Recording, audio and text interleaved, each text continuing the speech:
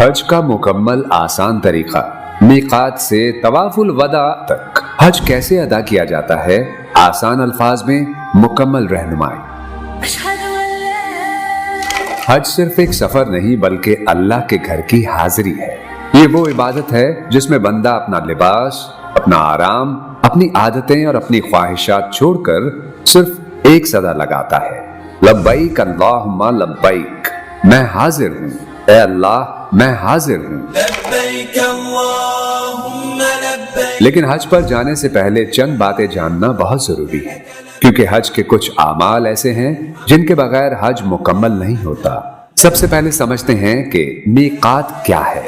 मीकात वो खास हद है जहां से हाजी या उम्रा करने वाला एहराम की नियत करता है और तलबिया शुरू करता है। पाकिस्तान, हिंदुस्तान, बांग्लादेश, अफगानिस्तान, यमन और चीन की तरफ से आने वालों का मीकात मकाम सादिया है, जो मक्का मुकर्रमा से तकरीबन 92 किलोमीटर के फासले पर है।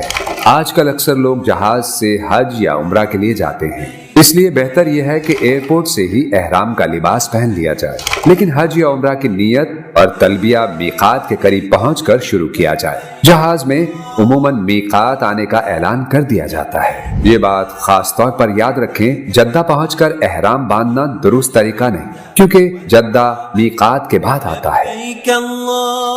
एहराम क्या है? एहराम सिर्फ दो चादरों का नाम नहीं, बल्कि ये एक इबादत में दाखिल होने का नाम है। जिस तरह तकबीर तहरीमा के बाद इंसान नमाज में दाखिल हो जाता है, इसी तरह एहराम की नियत के बाद इंसान हज या उम्रा में दाखिल हो जाता है और उस पर कुछ पाबंदियां लाजिम हो जाती हैं। एहराम के अहकाम और पाबंदी। एहराम से पहले गुस्ल करना मुस्तहब और पसंदीदा अमल है। मर्दों के लिए एहराम 2 साफ चादरों पर मुश्तमिल होता है। एक चादर तहबंद के तौर पर बांधी जाती है और दूसरी ऊपर ओढ़ी जाती है। मर्द एहराम की हालत में सर और चेहरा खुला रखते हैं और ऐसा जूता पहन सकते हैं जिसमें टखने खुले रहें। मर्द एहराम की हालत में सिला हुआ लिबास, टोपी, पगड़ी, जुराबें या मोजे नहीं पहन सकते। खुशबू लगाना, बाल या नाखून काटना, शिकार करना, निकाह करना या करवाना, निकाह का पैगाम देना और बीवी से अज़दवाजी ताल्लुक कायम करना मना है। औरतों के लिए भी यही पाबंदियां हैं, मगर औरतों के लिए कोई खास एहराम मुकर्रर नहीं। वो अपने आम शरई लिबास में एहराम की नियत कर सकती हैं। अलबत्ता एहराम की हालत में दस्ताने और चेहरे के मुताबिक सिला हुआ नकाब पहनना मना है। ये भी याद रखें कि एहराम का लिबास नया होना जरूरी नहीं। साफ सुथरा पुराना एहराम भी पहना जा सकता है। लेकिन एहराम में कुछ काम जायज भी हैं। बगैर खुशबू वाले साबुन या शैम्पू से गुस्ल किया जा सकता है। आंखों में दवा डाली जा सकती है। बगैर खुशबू वाला तेल लगाया जा सकता है। छतरी इस्तेमाल की जा सकती है और एहराम की चादरें धोई या बदली जा सकती हैं।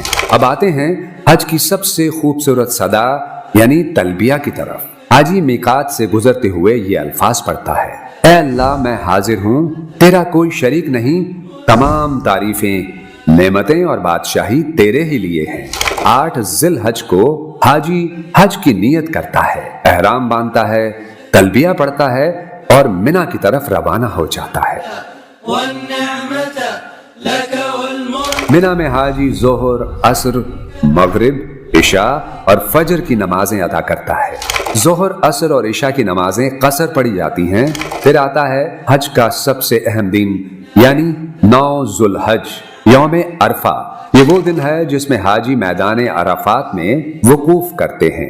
अरफात में वकूफ हज का बुनियादी रुकन है। अगर कोई शख्स अराफात में वकूफ ना करे तो उसका हज नहीं होता। ये दिन दुआ, तौबा, इस्तग़फ़ार और अल्लाह से मांगने का दिन है। मैदान अराफात में जोहर और असर की नमाजें जमा और कसर करके अदा की जाती हैं। सूरज गुरूब होने के बाद हाजी मगरिब की नमाज पढ़े बगैर अराफात से मुज़दलिफा रवाना होता है। मुज़दलिफा पहुंचकर मगरिब और इशा की नमाजें इकट्ठी अदा की जाती हैं। हाजी मुज़दलिफा में रात गुजारता है, फजर की नमाज अदा करता है, दुआ करता है और सूरज तुलू होने से पहले मिना की तरफ रवाना हो जाता है। फिर आता है 10 जुल्हज, यौमुन नहर।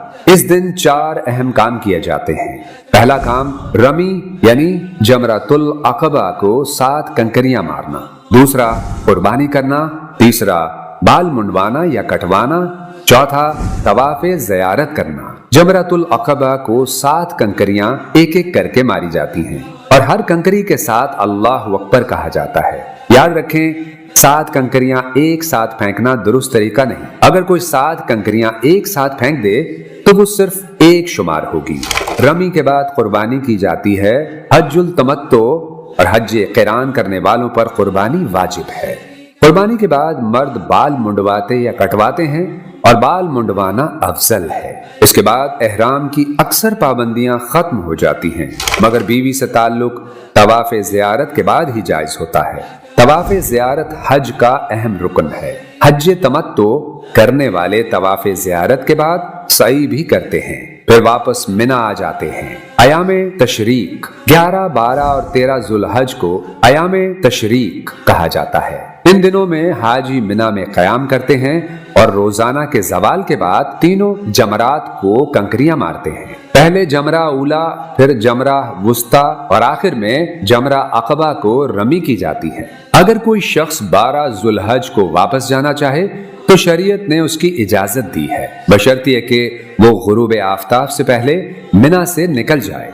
आखिर में जब हज मुकम्मल हो जाए और हाजी मक्का मुकरमा से रुखसत होने लगे तो तवाफुल वदा किया जाता है। तवाफुल वदा बैतुल्लाह से रुखसती का तवाफ है। ये वो लम्हा है जब हाजी अल्लाह के घर को आखिरी बार देखते हुए वापस लौट रहा होता है।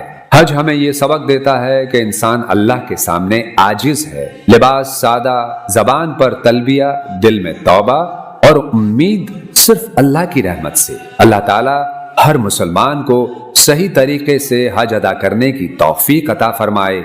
आमीन या रब्बुल आलमीन।